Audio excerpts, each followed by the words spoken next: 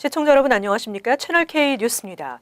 뉴욕 한인봉사센터 KCS 긴급구호기금 공동위원장을 맡고 있는 조동인 위원장이 자신의 모친상 조의금을 어려운 이웃을 위해 써달라며 기부했습니다. 조 위원장은 돌아가신 어머니의 뜻이라며 앞으로 많은 분들이 기부에 동참했으면 좋겠다고 밝혔습니다. 보도에 지한샘 기자입니다. 긴급한 상황에 처한 한인 동포들을 돕기 위해 마련된 KCS 긴급구호기금. 최근에도 서류 미비 한인 노숙자의 한국 귀국을 지원하고 무연고 한인의 장례비도 지원하는 등 어려움에 처한 한인들을 위해 많은 역할을 하고 있습니다. KCS 긴급구호기금 공동위원장을 맡고 있는 조동인 위원장은 오늘 KCS 회관에서 지난달 25일 돌아가신 어머니 조옥래 권사의 장례식 조의금 1만 5천 달러를 긴급구호기금으로 사용해달라며 KCS에 기부했습니다. 조 위원장은 어머니께서 돌아가시기 전 원했던 일이라며 어머니의 뜻을 받들게 돼서 기쁘게 생각한다고 밝혔습니다. 네가 뉴욕에서 오래 살았기 때문에 조의금이 좀 모아지면 그거를 동포사회에 어려운 이웃들이 많을 테니까 거기에다가 썼으면 좋겠다. KCS는 앞으로 긴급구호기금을 더욱 확대하겠다고 밝혔습니다. 아직 큰 금액의 펀드가 조성되어 있지는 않지만 주변에서 다양한 방법으로 도움을 주는 분들이 있다며 당장 지원이 필요한 분들은 KCS로 연락해달라고 당부했습니다. 누구든지 필요하시면 긴급하면 연락을 주세요. 그러면 일단은 저희가 리뷰해서 가급적이면 꼭 도와드릴 수 있게끔 어느 리소스를 쓰든지 꼭 긴급재단 안 써도 거의 3분의 2는 거기 안 쓰고 해결됩니다. 조동인 위원장은 자신과 같은 뜻을 가진 분들이 한인사회에 많이 있을 것으로 생각된다며 많은 분들이 기부에 참여하는 계기가 되길 바라는 마음에서 고민 끝에 자신의 기부를 언론에 공개하기로 했다고 밝혔습니다. 잘 부탁드립니다. 채널K 뉴스 지한샘입니다. 정부 보조금을 받는 모든 건강보험 가입 신청자들은 신분 확인이 의무화됩니다. 그동안 가입 자격이 없는데도 정부 보조금을 지급받고 있다는 비판이 이어져 왔는데요. 신분 확인 우선 법안이 하원을 통과했습니다. 신분 확인 우선 법안이 13일 하원 본회의에서 찬성 238표 대 반대 184표로 통과됐습니다. 이에 따라 앞으로는 정부 운영 건강보험 가입 시 체류 신분 확인이 의무화됩니다. 건강보험 가입 신청자에 대한 체류 신분 사후 검증 방식이 사전 검증 방식으로 바뀌게 돼 자격이 되지 않는 이민자들을 선별할 수 있습니다. 그동안 가입 자격도 없는데도 정부 보조금을 지급받고 있다는 비판이 이어져 왔습니다.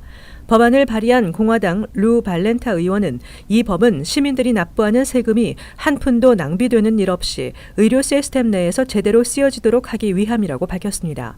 건강보험에 가입하는 모든 신청자들은 우선 정부 보조금을 받으려면 사회보장국과 국토안보부를 통해 신분 확인을 하고 나서 가입이 가능합니다. 현재는 가입자가 체류 신분을 확인하기 전 임시 가입 자격을 인정해 보조금 지급을 먼저 받은 후 사후에 체류 신분을 확인하는 시스템이 적용되고 있습니다.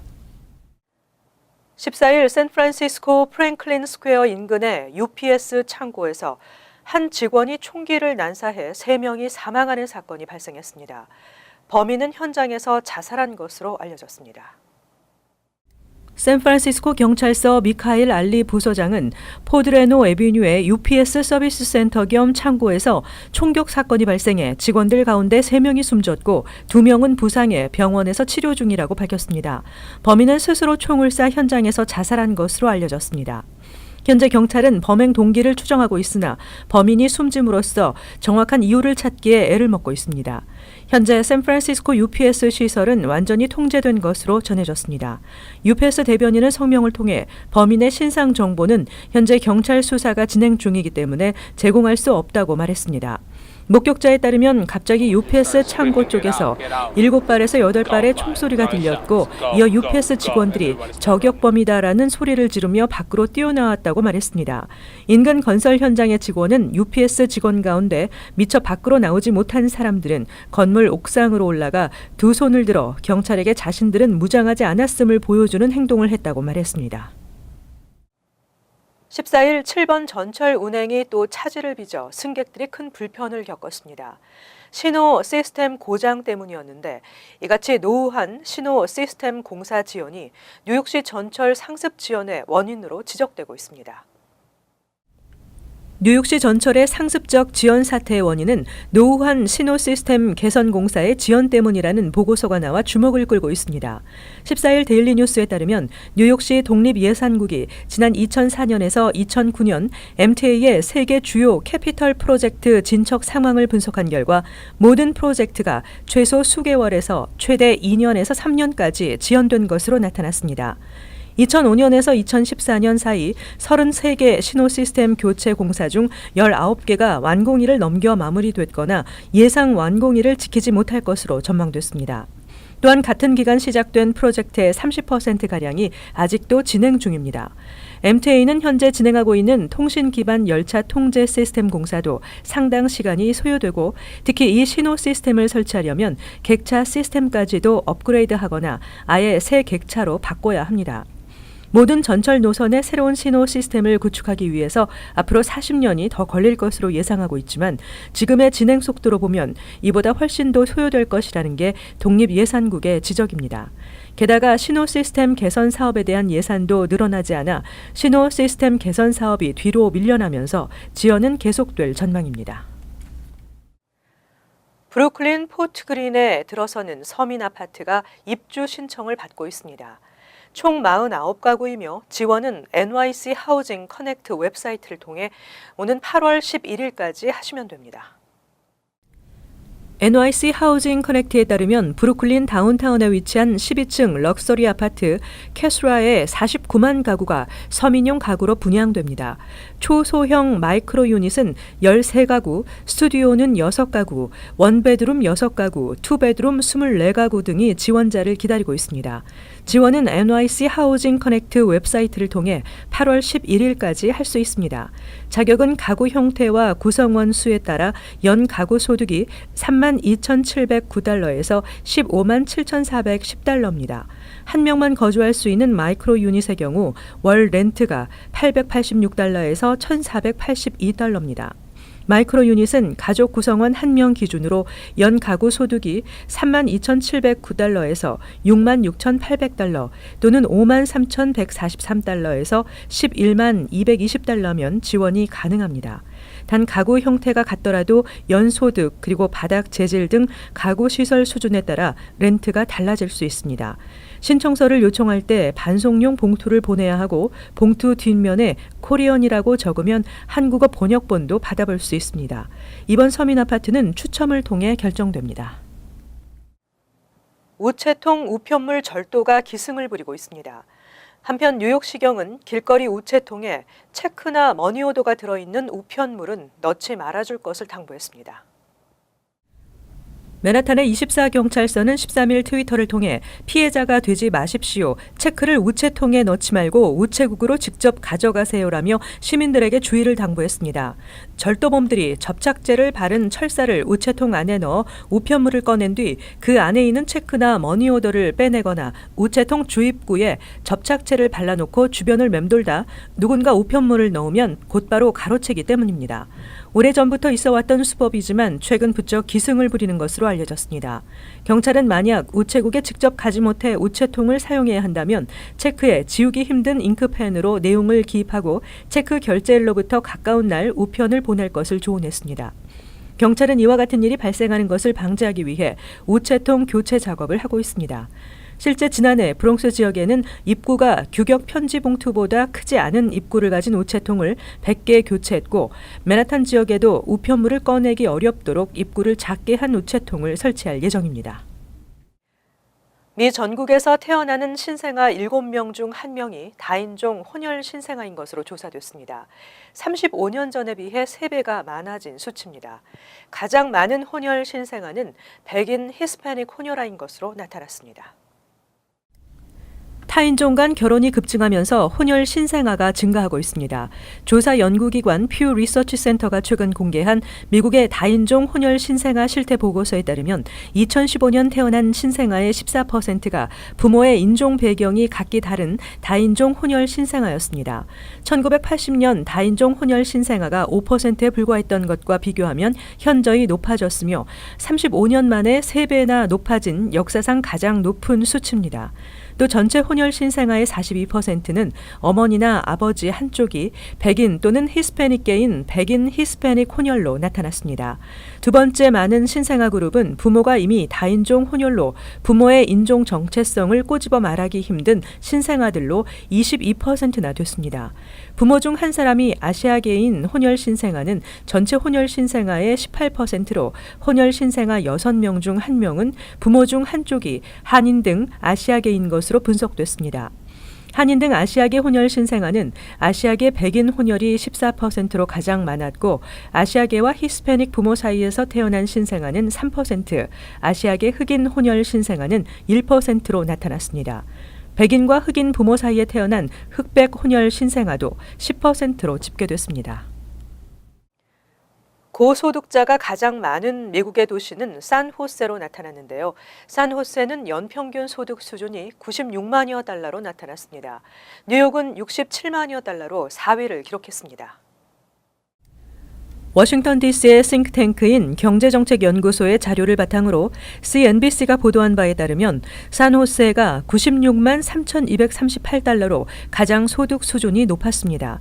이 지역은 주요 IT 기업들이 집중돼 있어 고소득자들이 많은 것이 원인으로 꼽혔습니다.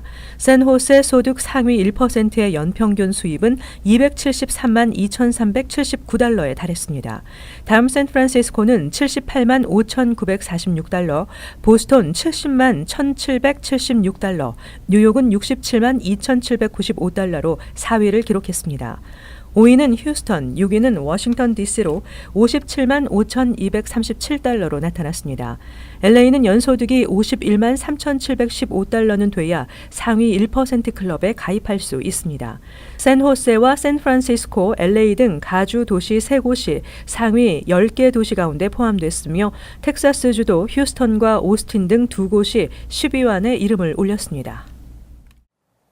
유나이티드 항공이 2년 전 70대 승객을 공항 바닥에 내동댕이 치는 영상이 공개돼 논란이 불거지고 있습니다. 유나이티드 항공은 지난 4월 오버부킹을 이유로 승객을 기내에서 강제로 끌어내 논란을 일으킨 바 있습니다. 14일 언론에 따르면 휴스턴 지역 방송에 재발권을 요구하는 승객이 유나이티드 직원에 의해 공항 바닥에 내동댕이 쳐지는 영상이 공개됐습니다. 이는 2015년 7월 21일 텍사스주 휴스턴의 조지 부시 국제공항에서 일어난 사건으로 2년 전의 일이지만 해당 승객이 소송 과정에서 영상을 공개하면서 다시 논란이 불거지고 있습니다. 유나이티드 항공은 영상과 관련해 성명을 내고 있을 수 없는 일이라며 이런 행동은 경위와 존엄성을 지키며 승객들을 응대해온 우리 회사의 가치와 부합하지 않는다며 회사 변호사를 통해 해당 승객과 지속해서 연락을 취해왔다고 밝혔습니다. 영상 속 주인공인 티그너는 당시 내동댕이 쳐지며 쓰러져 한동안 아무런 움직임도 없이 누워 있었고 항공 직원은 911에 신고했습니다. 티그너는 휴스턴에서 활동하는 변호사로 밝혀졌습니다. 티그너는 유나이티드 항공과 직원 2명을 상대로 100만 달러 손해배상 소송을 제기했습니다. 당시 직원들은 현재 유나이티드 항공에서 퇴사한 상태입니다. 한편 유나이티드 항공은 지난 4월 오버부킹을 이유로 70대 승객을 기내에서 강제로 끌어내 논란을 일으킨 바 있습니다. 이어서 LA 지역 한인사회 소식입니다. 연방질병통제예방센터 CDC가 여름철 주민들의 건강관리를 위한 어플리케이션을 출시해 관심을 모으고 있습니다. 주류 언론에 따르면 에릭 가세티 LA 시장은 샌페르난도 밸리 지역과 웨스트사이드를 연결하는 405번 프리웨이의 교통체증을 완화하기 위한 해결책으로 모노레일 설치 방안을 제안했습니다. 특히 가세티 시장은 중국 전기 자동차 업체 BYD의 새로운 모노레일 기술이 지진에 견고할 뿐만 아니라 건설 비용도 적게 든다며 해당 기술에 대한 적용 여부를 검토할 예정이라고 밝혔습니다. 앞서 지난해 LA 카운티 메트로 교통국은 405번 프리웨이 교통흐름 개선 프로젝트를 위해 16억 달러를 투자했지만 실효성 논란에 휩싸인 바 있습니다. LA시가 심각한 교통체증을 일으키고 있는 405번 프리웨이에 모노레일 설치 방안을 검토하고 있는 것으로 알려졌습니다. CDC의 국립직원안전위생연구소 나이오시와 연방직업안전보건국 오샤는 야외 활동 시 무더위로 인한 안전사고를 예방하기 위해 지역별 기온, 습도, 열 지수 등을 자세히 알려주는 건강관리 어플리케이션 오샤 나이오시 세이프티2를 출시했다고 밝혔습니다. 오샤 나이오시 앱은 사용자의 현 위치를 파악한 후 실시간 기온과 습도로 계산한 열 지수를 보여주고 열사병과 탈수병 등 더위로 인한 질병 발생의 위험성을 알려주는 기능을 갖추고 있습니다. 오샤에 따르면 고온 관련 질병 환자는 매년 6만 5천여 명 이상 발생하는 것으로 나타났으며 지난 2014년에는 야외에서 일을 하던 근로자 18명이 열사병 등으로 숨졌습니다. 이외에 여름철 건강관리를 위한 어플리케이션으로는 더위에 노출된 시간과 휴식 시간을 알려주는 선잽과 탈수 현상을 예방하기 위해 일일 물 섭취량을 알려주는 워터 로그드 등이 있습니다. 이어서 간추린 소식입니다. 35세 한인 2세 앤드류 김 씨가 내년 중간선거에서 연방 하원 뉴저지 3선거구 민주당 후보로 출마합니다. 백악관 국가안보회의에서 이라크 담당 디렉터로 활동했던 김 후보는 이미 5만 7천여 달러의 선거 자금을 모금한 상태로 알려졌습니다. 연방 하원 3선거구는 남부 뉴저지, 벌링턴, 오션 카운티의 총 53개 타운으로 이루어졌으며 공화당 소속 톰 아서 의원이 지난 2015년부터 현역으로 활동하고 있습니다. 시얼스와 소매체인 K마트를 소유한 시얼스 홀딩스는 13일 정규직 사원 400명을 정리 해고한다고 밝혔습니다. 대상자는 대부분 시카고 교외 도시 호프먼에어 스테이트에 위치한 본사 직원이며 매장 직원도 일부 포함되어 있습니다. 시얼스 측은 정리 해고 충격을 완화하기 위해 이번 조치에 앞서 현재 공석인 자리를 없애고 계약 직원 수를 줄였다고 설명했습니다. 13일부터 뉴욕시에서 길거리 음주나 노상 방뇨, 쓰레기 무단 투기 등은 체포나 형사처벌을 받지 않게 됐습니다. 종전까지는 경범죄자에게 형사법원 소환장이 발부돼 형사처벌을 받았지만 이제는 대신 민사법원에 출두하라는 티켓이 발부되며 경찰에 체포되지도 않습니다. 대신 벌금이 부과됩니다. 하지만 3차례 티켓을 받거나 최근 2년 사이 중범죄를 2건 이상 저지른 경우 체포영장이 발부됩니다. 올해도 뉴욕시의 공공수영장과 해수욕장이 노동절 다음 주 일요일인 9월 10일까지 연장 운영됩니다. 뉴욕시 공원국은 2015년부터 일주일가량을 연장 운영해오고 있습니다. 퀸즈 지역의 뉴욕시 공영수영장은 아스토리아 파크와 리틀렉 소재 PS186 플레이그라운드 풀, 베이사이드 소재 마리 큐리 파크 등에 위치해 있으며 이번 달 28일부터 이용할 수 있습니다. 한편 뉴욕시 해수욕장은 지난달 27일부터 개장했습니다. 다음은 환율과 증권 소식입니다.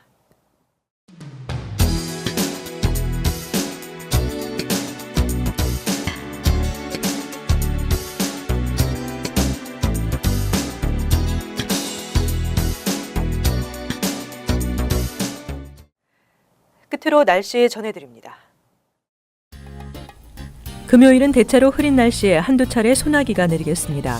낮 최고 기온은 70도, 섭씨 21도, 밤 최저 기온은 65도, 섭씨 18도 예상됩니다. 토요일은 간간히 흐리다 오후에 지역에 따라 천둥과 번개가 치겠습니다. 일요일은 맑고 흐리기를 반복하면서 후덥지근하겠습니다. 월요일은 흐리고 후덥지근한 날씨에 천둥과 번개가 예상되고 있습니다. 항상 여러분과 함께하는 채널 K 뉴스 여기서 마칩니다. 시청해주신 여러분 고맙습니다.